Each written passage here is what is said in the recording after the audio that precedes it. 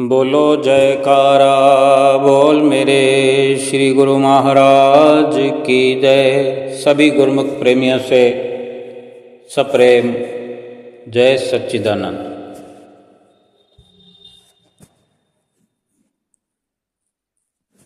इंसान इस दुनिया में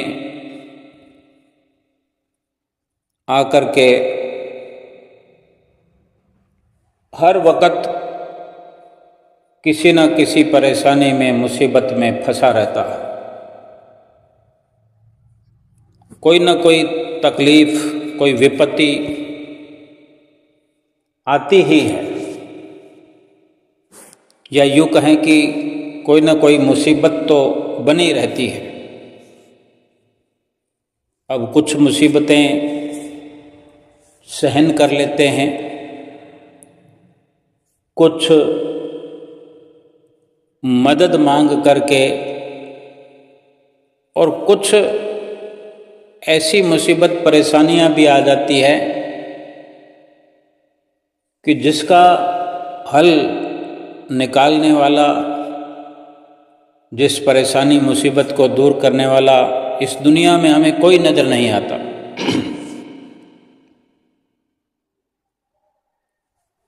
लेकिन मुसीबत के वक्त, विपत्ति के वक्त अगर भगवान का सहारा लिया जाए, भगवान को याद किया जाए, तो हर मुश्किल का समाधान भगवान निकालते हैं। लेकिन भगवान की याद आती ही नहीं, और जब भगवान की याद आती है तो बहुत देर हो चुकी होती है। लेकिन जो वक्त पर भगवान के नाम का सहारा लेता है, ये तभी मुमकिन होता है कि वो भगवान का भक्त ही होता है। भगवान से प्रेम करने वाला, भगवान को याद करने वाला, जो भगवान के संपर्क में रहता है, भगवान की निगरानी में रहता है, तभी वो भगवान की याद मुसीबत के वक्त भी करता है और उसी को पुकारता है, बुलाता है। लेकिन संसार में चाहे कितनी ही मुसीबतें दूर करने वाले हों, हमारी कोई रक्षा करने वाले हों, हमारा ख्याल करने वाले हों, लेकिन फिर भी भगवान के बराबर, भगवान के जैसा दुख दूर करने वाला कोई भी हो नहीं सकता। कोई भी ऐसी मदद नहीं करता जो भगवान ना दिखाई देते हैं, ना मुसीबत दूर करते हुए नज़र आते हैं, लेकिन किस प्रकार मदद कर देते हैं, केवल दिल से पुकारने की ज़रूरत होती है।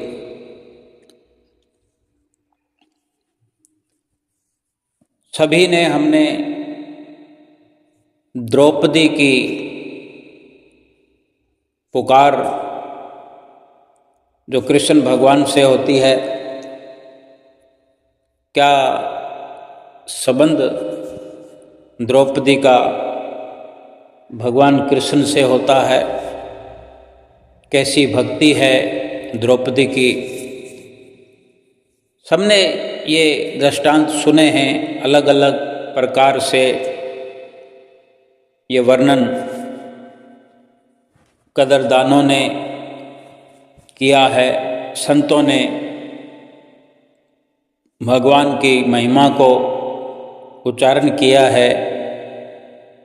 भगवान ही सच्चे मददगार हैं। ऐसा अनेक बार अनेक जगह पर हमने सुना है। आज फिर इसी प्रकार विचार करने की ज़रूरत है कि दुनिया में हमारा भगवान किस कदर ख्याल रखते हैं, रख सकते हैं। दुनिया में भी नहीं, इस लोक में ही नहीं, परलोक में भी हमारी बिगड़ी संवार सकते हैं। अभिमन्यु का नाम हर किसी ने सुना है। अभिमन्यु की पत्नी, जिसका नाम उत्तरा वर्णन में आता है, ग्रंथों में, शास्त्रों में, अभिमन्यु की पत्नी उत्तरा अपने महल में झाड़ू लगा रही थी। तो द्रौपदी उसके नज़दीक जाकर के झाड़ू लगाते हुए उसके सिर पर प्यार से हाथ फेरते हुए कहती हैं कि पुत्री, भविष्य में जीवन में कभी तुम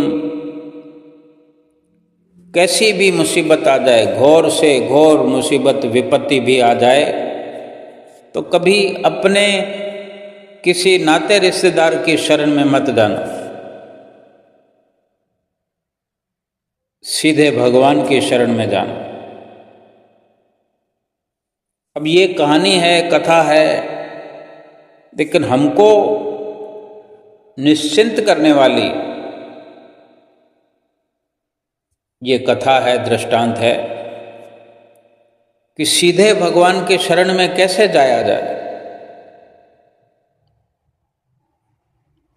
भगवान कहाँ मिलेंगे? वो वक्त एक अलग दौर था, भगवान श्री कृष्ण का दौर था, द्वापर युग था। आज के इस कलयुग में भगवान श्री कृष्ण को कहाँ ढूंढें? अब भगवान तो भगवान हैं, हर वक्त, हर युग में, हर दौर में होते ही हैं, लेकिन भक्त भगवान को पुकारे कैसे? भगवान को जाने कैसे? भगवान पर विश्वास बने तो कैसे? विश्वास के बिना भी ये सब मुमकिन नहीं है। जो द्रौपदी ने उत्तरा को समझाया, वो सब हमें भी समझने की जरूरत है। द्रौपदी से ये सब वृत्तांत सुनकर बड़ी हैरान हुई उत्तरा। उत्तरा हैरान होते हुए माता द्रौपदी को निहारते हुए बोली कि आप ऐसा क्यों कह रही हैं माता? तो द्रौपदी बोली, क्योंकि ऐसी ही एक घटना मेरे साथ हो चुकी है, ये बात मेरे ऊपर बीत चुकी है। जब मेरे पांचों पति कौरवों के साथ जुआ खेल रहे थे, ये भी हम सब जानते हैं। केवल जानने से नहीं, बल्कि गहराई में जाकर सोचने विचारने की जरूरत है। क्या हमारे साथ भी कहीं ऐसा तो घटित नहीं हो रहा? द्रौपदी तो स्त्री थी, लेकिन इंसानों पर भी तो मुसीबत आती है। और अगर एक विचार करें कि इंसान असल तौर पर शरीर के अंदर जो आत्मा को लिए हुए है, सारे संसार के लोगों की आत्माएं स्त्रियां ही हैं, और परमात्मा केवल और केवल एक उन सभी आत्माओं का पति है। दोनों प्रकार से एक साथ समझने की जरूरत है।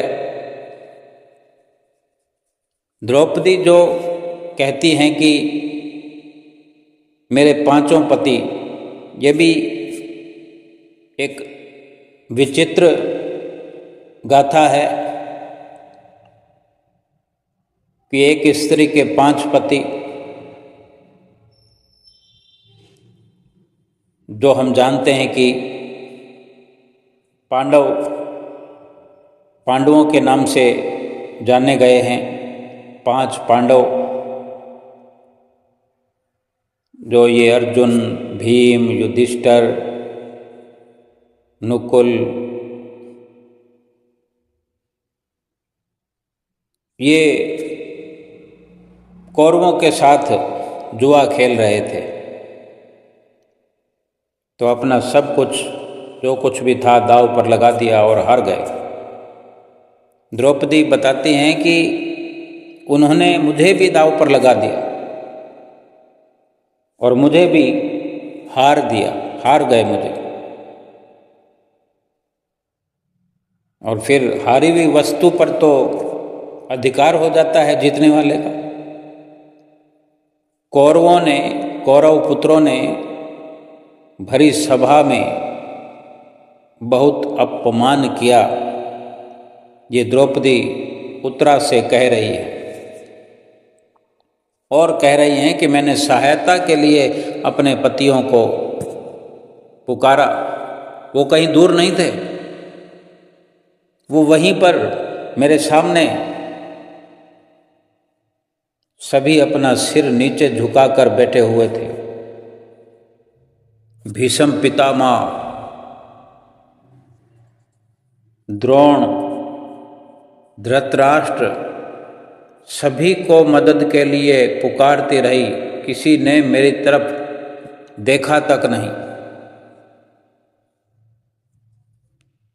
वो सभी आंखें झुकाए और आंसू बहाते रहे और सबसे निराश होकर मैंने श्री कृष्ण को पुकारा और ये विनती की कि हे प्रभु, आपके सिवाय मेरा और कोई भी नहीं है। तब श्री कृष्ण तुरंत आए और आकर मेरी रक्षा की। और जब ये विपत्ति, ये मुसीबत द्रौपदी पर आई थी और उधर द्वारका में भगवान श्री कृष्ण बहुत विचलित होते हैं, दुखी होते हैं ये जानकर कि हमारी भक्त द्रौपदी पर मुसीबत आई है। भगवान कहाँ थे और द्रौपदी कहाँ थी? भगवान से क्या छुपा है? भगवान से कुछ भी नहीं छुपा है, सब जानते हैं। और ये वही भगवान श्री कृष्ण का दृष्टांत है कि भगवान बड़े दुखी होते हैं क्योंकि उनकी सबसे प्रिय भक्त जिस पर संकट आन पड़ा था, तो वहाँ भगवान के साथ रुक्मिणी जो होती हैं, साथ में रहती हैं, तो रुक्मिणी उस वक़्त भगवान से भगवान के दुखी होने का कारण पूछती हैं। तो भगवान श्री कृष्ण बताते हैं कि मेरी सबसे बड़ी भक्त को भरी सभा में जो है नग्न करने का प्रयास किया जा रहा है। रुक्मिणी ये सुनकर भगवान श्री कृष्ण से कहती हैं कि आप जाएं प्रभु, तुरंत जाएं और उसकी मदद करें। तो श्री कृष्ण भगवान क्या बोलते हैं रुक्मिणी से कि जब तक द्रौपदी मुझे पुकारेगी नहीं तो मैं कैसे जा सकता हूँ। एक बार वो मुझे पुकार तो ले, मैं तुरंत उसके पास जाकर उसकी रक्षा करूँगा। अब यहाँ हम विचार करें कि इतनी देर भगवान को पुकारने में इंसान लगा देता है। पहले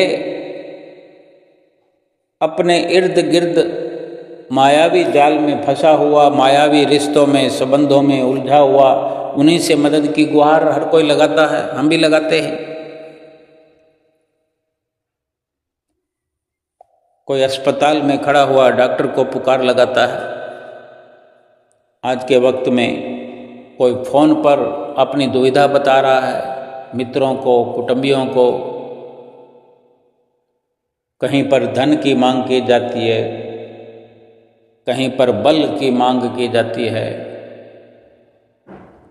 अनेक प्रकार से विपत्ति में अपने रिश्तेदार और संबंधियों का साथ मांगा जाता है, लेकिन अधिकतर मुंह की खानी पड़ती है। हर कोई दुनिया के अंदर मदद करता है तो अपने मतलब से, मतलब परस्ती में जुड़ा हुआ पहले अपना लाभ देखता है। अगर लाभ नजर नहीं आता है तो वहाँ से वो अपना दामन छुड़ा करके, अपने आप को बचा करके, नजरें छुपा करके खिसक जाता है। तब धीरे धीरे फिर ये भगवान का नंबर आता है, भगवान से इंसान पुकार करता है। लेकिन यहाँ विचार करने की बात है, हर इंसान अगर किसी न किसी विपत्ति का, मुसीबत का शिकार है, इसमें कोई संदेह नहीं, कोई संशय नहीं। तो फिर आधी अधूरी मदद मांगने की जरूरत क्या है?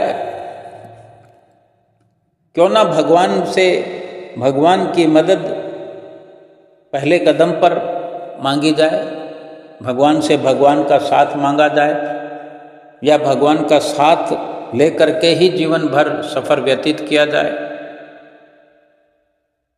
या तो मुसीबत आए ही नहीं, भगवान साथ होंगे तो मुसीबत क्यों आएगी? और भगवान साथ होंगे, अगर मुसीबत आ भी गई तो पुकारने की जरूरत भी कहाँ पड़ेगी?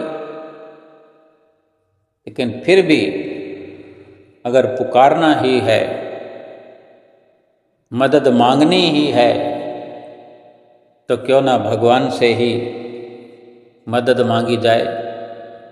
फिर वो चाहे जिसको जरिया बना करके, जिसके जरिए मदद भिजवाएं, ये उनकी मौज है। भगवान भी सब कुछ जानते हैं, देखते हैं, और देख रहे थे भगवान श्री कृष्ण कि द्रौपदी पर मुसीबत है, अपने पतियों को पुकार रही है। अगर पति अगर मदद करने वाले होते तो द्रौपदी को इस मुसीबत में ही क्यों डालते? फिर इतने बड़े योद्धा भीष्म पितामह, द्रोणाचार्य, धृतराष्ट्र, सभी ने जब सिर झुकाए, आंखें झुकाए, आंसू टपका कर दिखा दिए, जब सबसे निराश हुई तो भगवान की याद आई। अब भगवान चाहते हैं कि जो इंसान दुनिया को पुकार रहा हो, तो क्या भगवान को नहीं पुकार सकता? लेकिन माया में फंसा हुआ जीव भूल जाता है, जीव भूलनहार है।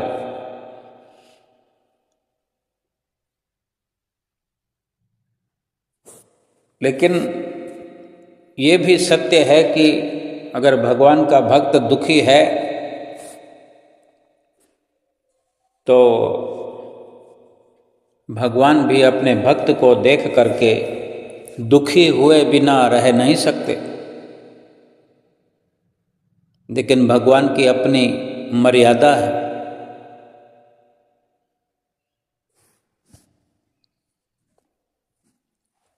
हम सबको मालूम ही है। तो भगवान श्री कृष्ण जब रुक्मिणी से वार्ता कर रहे हैं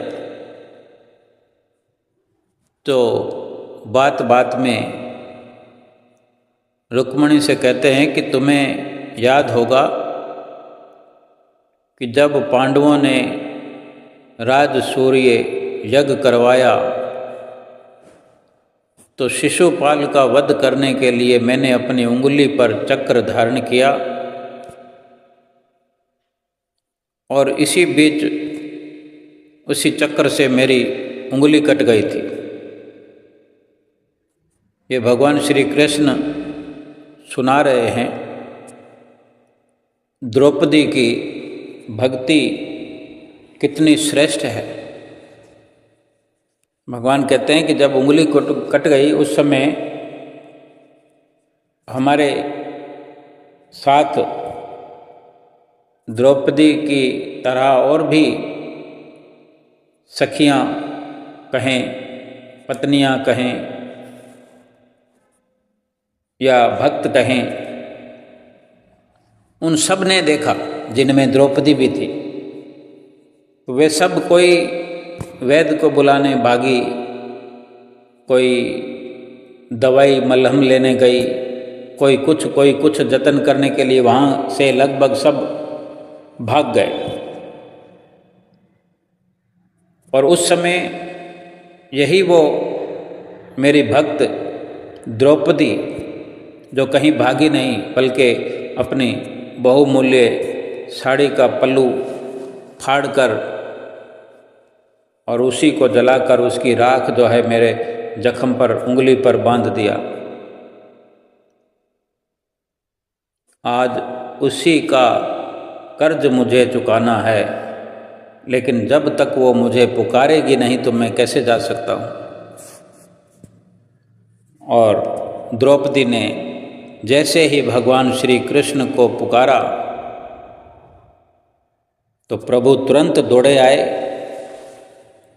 सबने हमने ये किस्सा, ये कथा सुनी है कि फिर किस प्रकार भगवान ने द्रौपदी का चीर हरण होता हुआ रोक दिया, थका दिया सबको, थान पर थान चुनवा दिए। वो इतने तादाद में होने पर भी चीर हरण नहीं कर पाए। अगर भगवान इस कदर मदद करते हैं तो भगवान से ही क्यों ना मदद मांगी जाए। भगवान अगर ऐसा हिसाब चुकता करते हैं तो भगवान से ही क्यों ना व्यवहार किया जाए। वो भगवान आज इस युग में संत सतगुरु के रूप में अवतरित हैं और इसी युग के बारे में, ऐसे अवसर के बारे में वचन भी हैं कि कलयुग में संतों की शरण प्राप्त करने मात्र से और उनके वचनों पर चलने मात्र से, उनके मार्गदर्शन में भक्ति करने से आत्मा का कल्याण होता है, हो जाता है, हो जाएगा। और वचन भी आते हैं कि संतन संग मेरी लेवा देवी, संतन संग व्यवहारा। संतन मोको पूंजी सौंपी, हरि भक्ति भरे भंडार। कि इंसान संसार में जितना भी व्यवहार करे, लेकिन सच्चा व्यवहार तो भगवान से, संतों से ही हो सकता है और होता है। संसार का व्यवहार झूठा है, संसार की प्रीत झूठी है, संसार का लेन देन झूठा है। कोई कहाँ तक हमें लाभ पहुंचाएगा? कोई कितना भी मदद करे, कोई कितना लाभ पहुंचाए, भगवान से किसी का थोड़ी मुकाबला है। लेकिन इंसान को ये समझने की जरूरत है, हमें समझने की जरूरत है कि इंसान की हर मदद यहाँ वहाँ करके समाप्त हो जाएगी। कोई यहाँ तक जाएगा, कोई वहाँ तक जाएगा, लेकिन भगवान की मदद, भगवान का आश्रय लेने पर इस लोक में भी हमारी हर पल रक्षा होती है और परलोक में भी भगवान आज सतगुरु के रूप में हमारी रक्षा करते हैं, कर रहे हैं। लेकिन विश्वास अगर हमारा कमज़ोर होगा, विश्वास में कमी होगी, तो फिर उतनी देर तक अधिक दुख उठाना पड़ेगा।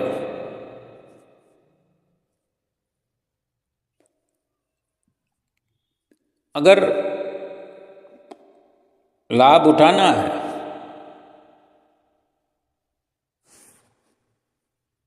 तो समय पर उठाने की जरूरत है।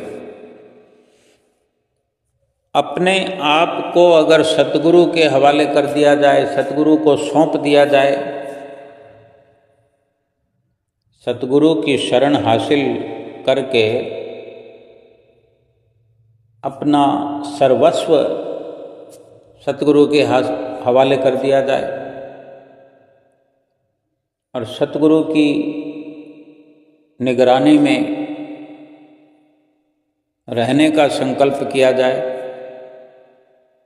उनकी रहनुमाई में, उनके नक्शे कदम पर जो चलते हैं, उन्हें या तो मुसीबत आती नहीं, अगर आती है तो वो फिर स्वयं भगवान अपने आप दूर करते हैं। किसी भी प्रकार से विचार करने की ये ज़रूरत ही नहीं कि मैं किस पर भरोसा करूं, किस पर न करूं। दुनिया में एक उलझन बनी रहती है, पूरा जीवन ही एक उलझन है, एक पहेली है, हम ठीक से समझ नहीं पाते। लेकिन ये तब तक है जब सतगुरु की शरण नहीं मिलती। जब सतगुरु की शरण मिल जाए, सतगुरु की रहनुमाई हम स्वीकार कर लें, सतगुरु का मार्गदर्शन हमें प्राप्त हो जाए, हो रहा है, हो गया है, फिर क्या मुश्किल है? फिर तो केवल हमें मनन करने की जरूरत है। हमें कितनी इस संसार में हमदर्दी जताने वाले सतगुरु मिले हैं, हर दुख से छुड़ाने वाले, 84 लाख योनियों से बचाने वाले सतगुरु मिले हैं। कितना हमारा सौभाग्य है। जो सौभाग्यशाली है उसकी सौभाग्यशालिता इस बात पर निर्भर करती है कि वो अपने सौभाग्य को कितना जांच रहा है, परख रहा है। सौभाग्य ये नहीं कि दुनिया की माल मिल्कियत, दुनिया के धन पदार्थ, दुनिया के ये सब झूठे पदार्थ प्राप्त करके, रंगले बंगले प्राप्त करके अपने आप को कोई भाग्यशाली समझे। भाग्यशाली सही मायने में वही है जो लोग प्रभु का हर वक़्त ध्यान धरते हैं, और वही लोग अपनी जिंदगी में सुखी रहते हैं। यही सबसे बड़ा सौभाग्य है।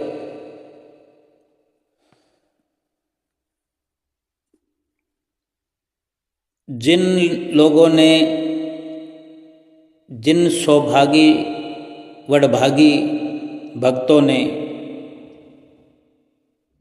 प्रभु के नाम का सुमरण किया है जीवन में, इस जीवन को सुमरणमयी बनाया है, वे हमेशा के लिए माया के बंधनों से आज़ाद हो गए। उनकी यमों वाली फांसी टूट गई है। यमराज के यातनाओं से मुक्त हो गए हैं। भाव यह है कि आत्मिक मौत उनके नज़दीक ही नहीं फटकती जो लोग सदा निर्भव प्रभु का नाम स्मरण किया करते हैं। प्रभु उनका सारा डर, सारा खौफ दूर कर देते हैं। जिसने वक़्त के संत सतगुरु की शरण हासिल की है, जो सतगुरु से मिले नाम का सुमरन हर वक़्त करता है, ध्यान सतगुरु का जो धरता है, वो प्रभु के साथ लीन होकर रहता है। जैसा कि हमें अपने सतगुरु देव भगवान को अपने साथ रखना होता है, वैसे हम भी स्वयं प्रभु के साथ लीन होकर के रहते हैं। वो हमारे अंदर बसता है और हम प्रभु के अंदर बसते हैं। ये अरस परस का मेल है। सौभाग्यशाली हैं वो मनुष्य, धन्य हैं वो लोग जिन्होंने प्रभु का नाम सुमरण हर पल हर घड़ी किया करते हैं। हम दास उनके बलिहार जाते हैं, ऐसे गुरमुखों के, ऐसे प्रेमियों के हम बार बार बलिहार जाते हैं, जो अपना सर्वस्व सतगुरु को सौंप देते हैं। झूठी माया के कारण जीव की जो दूरी परमात्मा से बनी है चिरकाल से, झूठी माया की चपेट में आने से ये जीव परमात्मा से दूर हो गया है। वो दूरी परमात्मा के हुक्म में चलने से मिट सकती है। फिर से वही प्रभु का दर, वही प्रभु का घर, आत्मा का परमात्मा में मिलन हो जाएगा अगर सतगुरु के हुक्म में हम चलते रहेंगे। जब से ये संसार बना है तब से ही यही असूल, ये नियम चला आ रहा है प्रभु का, कि प्रभु का हुक्म एक ऐसी सत्ता है जिसके अधीन सारा संसार है, सारा जगत है। उस हुक्म सत्ता का मुकम्मल स्वरूप तो बयान ही नहीं हो सकता। कौन करेगा उस मालिक की सत्ता के हुक्म का मुकम्मल बयान? उसका स्वरूप कौन बयान करेगा? जो इतनी गहराई में पहुंचता है वो कुछ बताने के लिए हाजिर ही नहीं रहता। बस इतना ही कि जो सतगुरु की शरण में आकर सतगुरु के हुक्म पर चलना सीख लेता है, उसका स्वयं का स्वभाव मिट जाता है, अपनी मर्जी वो मिटा लेता है, अपनी मौज मिटा करके वो सतगुरु की मौज में ही हर वक्त चलता जाता है। प्रभु के अलग अलग कार्यों को देख के मनुष्य अपनी अपनी समझ के अनुसार प्रभु की हुक्म सत्ता का अंदाजा लगाते चले आ रहे हैं। आज तक करोड़ों विद्वानों ने प्रयत्न किया है कि प्रभु की सत्ता का बयान कर सके, पर किसी भी तरफ से ठीक अंदाजा नहीं लग सका। बेअंत दातें उसके हुक्म में बेअंत लोगों को मिल रही है। प्रभु की हुक्म सत्ता ऐसी खूबी के साथ जगत का प्रबंध कर रही है। क्या हम देखते नहीं हैं?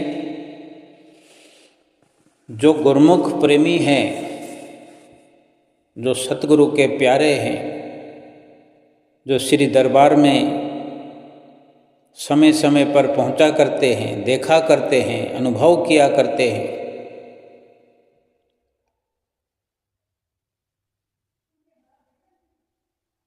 जो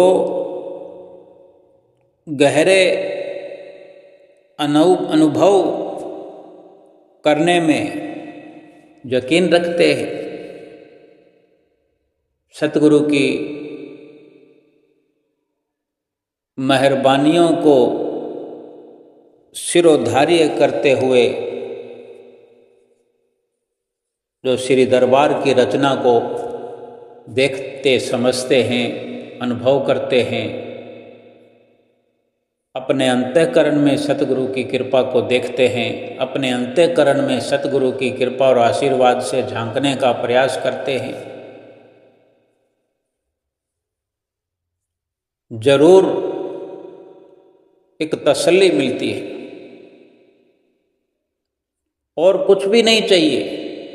सतगुरु की सत्ता का, प्रभु की सत्ता का बयान करने की जरूरत क्या है? जब कुछ अलग रहा ही नहीं देखने समझने को,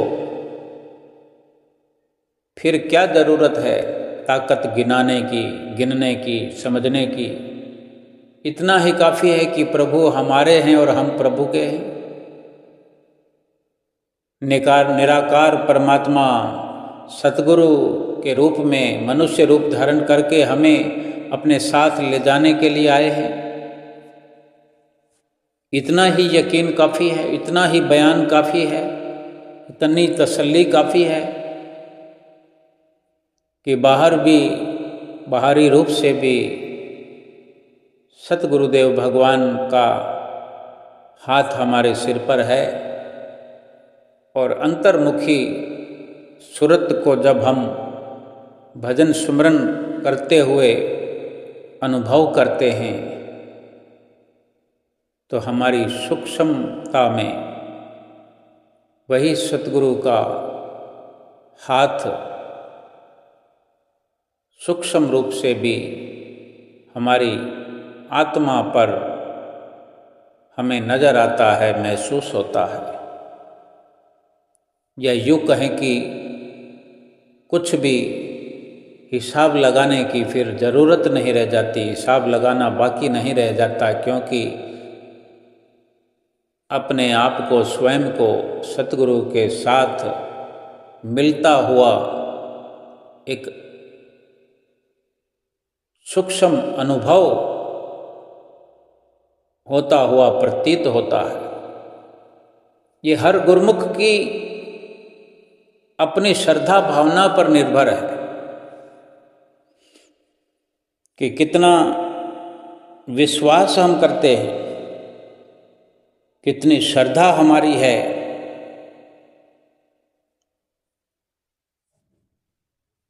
हमें तो ये यकीन होना चाहिए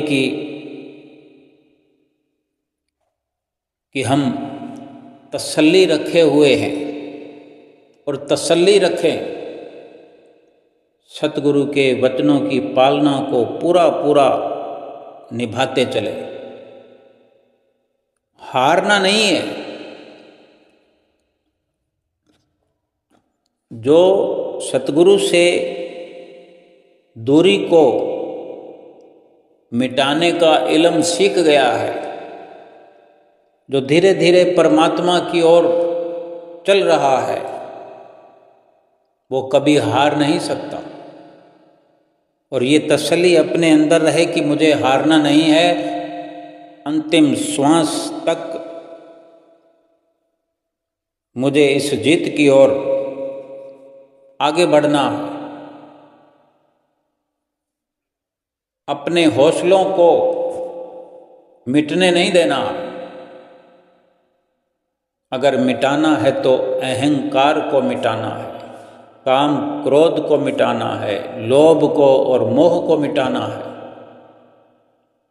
ये पर्याप्त मात्रा में इस दुनिया में होमवर्क लेकर के हम आए हैं। इस होमवर्क को करते रहें और सतगुरु के वचनों की पालना को हर वक्त करते हुए, निभाते हुए अपने इस जीवन को सुखमय बनाएं। अपनी ऊर्जा को खुश रहने में ही, अपनी ताकत को ऊंचा उठाने में ही अपनी ताकत को खर्च कीजिए। अपनी ताकत का खर्च अपनी ताकत को बढ़ाने में कीजिए। अपनी खुशी को बढ़ाने के लिए खुशी पैदा कीजिए।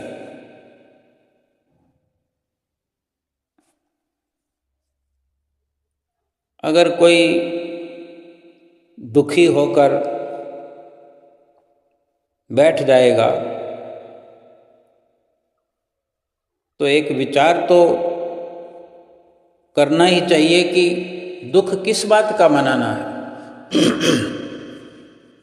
आज जिसको देखो, लाखों वालों के पास जाकर देखो तो वो लाखों को पाकर भी दुखी है। करोड़ों वालों के पास जाओ तो करोड़ों वाला भी दुखी है, हजारों वाला भी दुखी है। जिसके पास कुछ नहीं है वो भी दुखी है। इस दुनिया का कोई बादशाह है, कोई राजा है, वो भी दुखी है।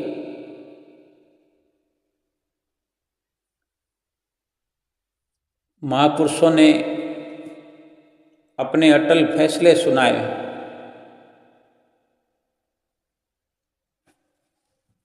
कि सगल सृष्टि को राजा दुखिया, नाम जपत होवे सुखिया। कि सारे संसार का भी अगर कोई राजा बन जाए तो भी वो दुखी रहेगा जब तक कि प्रभु नाम का आश्रय, प्रभु नाम का सहारा या प्रभु नाम का सुमरण नहीं करेगा, तब तक दुख नहीं मिटेगा। और प्रभु नाम का सहारा लेकर प्रभु से मिलना है। आत्मा को परमात्मा से मिलना है, सहारा ऐसा लेना है, मदद ऐसी लेनी है कि फिर प्रभु का ही होके रह जाना है। अपना अलगाव खत्म करना है, अपनी दूरी को मिटा देना है।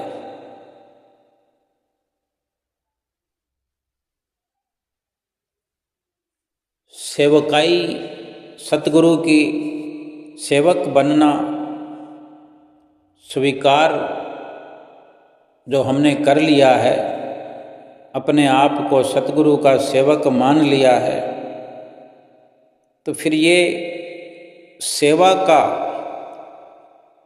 जो दर्जा है, सेवक का दर्जा है, सेवा जो है तलवार की धार पर है। सेवक बनना तलवार की धार पर चलना है।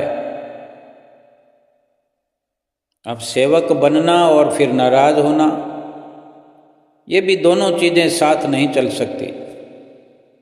सतगुरु के सेवक ऐसे बन जाएं कि फिर किसी प्रकार की कोई नाराजगी हमारे अंदर पैदा ना हो। कई बार हम सेवा करते हुए, सेवक बने हुए सोचते होंगे कि मुझे ये पद नहीं मिला, मुझे ये अधिकार नहीं मिला, मेरा सम्मान नहीं हुआ, मुझे बोलने का मौका नहीं दिया गया, मुझसे कोई सुझाव नहीं लेता, मुझसे कोई मेरे विचार नहीं पूछता। सच्ची सेवा वही है, सच्चा सेवक वो है जो संगत के लिए, संगत के हित के लिए, संगत के हित को सबसे ऊपर मानता है। यानी अपनी तरफ से ये प्रयास करे कि बाकी दूसरों को आराम मिले, दूसरों को लाभ मिले। संभल संभल कर तलवार की धार पर चलने का मतलब ही यही है कि बहुत एक एक कदम को फूंक फूंक करके रखना है। नज़र हर स्थिति पर, हर पल, हर स्थिति पर नज़र बनाए रखें। अपना विवेक कभी खोने ना पाए। सेवा और सेवकाई हम अपने भले के लिए करते हैं। अपने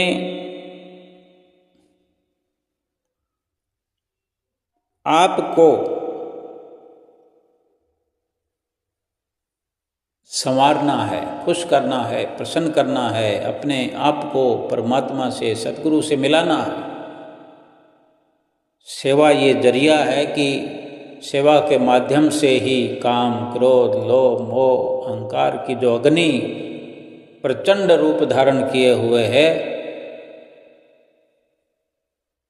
इस काम, क्रोध, लोभ, मोह रूपी अहंकार को समूल उखाड़ करके फेंक देना है।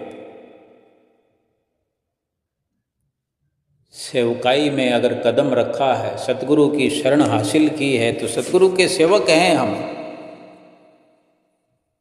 पूर्ण रूप से सतगुरु की आज्ञा की पालना में लगे रहे। बहुत जन्म बिछड़े थे माधो, अब ये जन्म तुम्हारे लेखे। ये विचार बना रहे, ये ख्याल बना रहे, ऐसी आस लगी रहे, ये विश्वास बना रहे कि जन्म जन्मांतरों से हम बिछड़े थे, लेकिन ये जन्म जो है जाया नहीं होना चाहिए। किसी संसारिक काम के लिए हम कहीं जाते हैं और हमारा प्रयास अगर विफल होता है तो हम उस वक़्त कितना दुखी होते हैं। कहते हैं कि कुछ ना कुछ तो मेरे आने का सबब मिल जाए, मेरी मेहनत सफल हो जाए। थोड़ी देर की बात है, घंटे 2 घंटों की बात होती है, 4 घंटों की बात होती है, सुबह से शाम तक की बात होती है।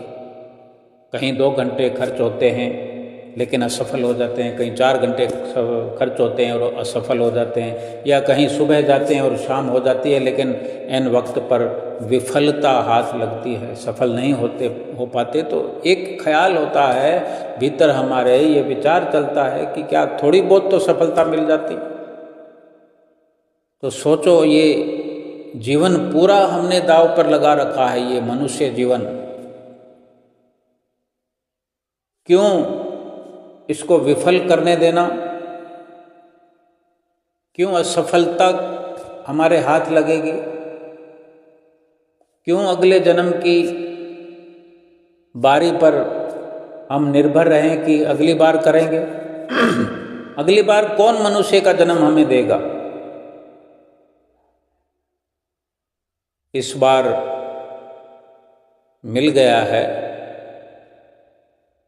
इसका लाभ उठाने से वंचित क्यों रहना? क्यों खो रहे हैं अपने एक एक श्वास को?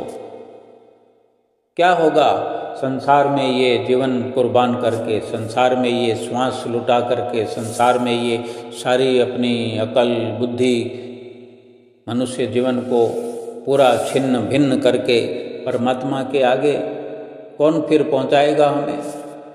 कौन जाने देगा? ये अवसर भी हम खो रहे हैं।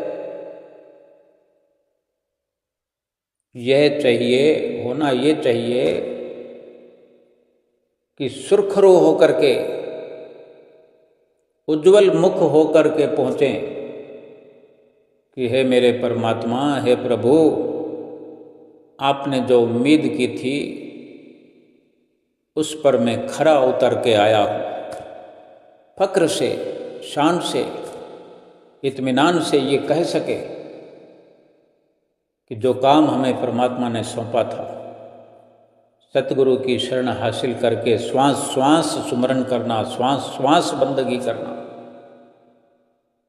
उसी को, उसी कार्य को करते चले, उसी बंदगी को करते हुए अपना जीवन पूरा व्यतीत करें। ये जन्म भी हमारा सफल हो जाएगा, परलोक भी हमारा सुहेला हो जाएगा, प्रभु की प्रसन्नता मिल जाएगी। यहाँ सतगुरु की प्रसन्नता मिलेगी, वहाँ परमात्मा की प्रसन्नता मिल जाएगी, और सारी दूरी परमात्मा और आत्मा में जो है वो मिट जाएगी, और आत्मा और परमात्मा का मेल हो जाएगा। बोलो जयकारा बोल मेरे श्री गुरु महाराज की जय।